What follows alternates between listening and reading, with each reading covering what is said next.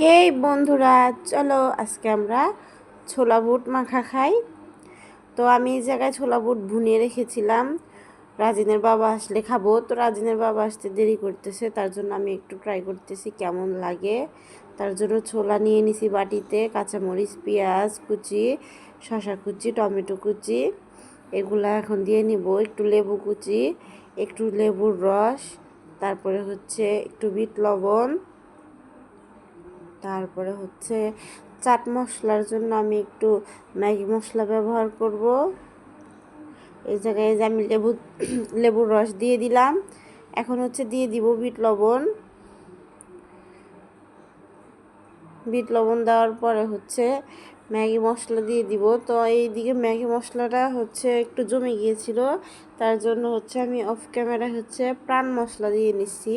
তো এখন এটা ভালো করে মিক্স করব। মিক্স করে নেওয়ার পরে হচ্ছে এখন হচ্ছে রাজিনকে দিব টেস্ট করার জন্য। রাজিনকে জিজ্ঞেস করতেছি, বাবা কেমন হয়েছে? রাজিন বলতেছে মজা। আর রিয়াকশনটা দেখছেন? এখন আমার টেস্ট করার পালা। বিসমিল্লাহ। খাইতে কিন্তু অনেক মজা হয়েছে।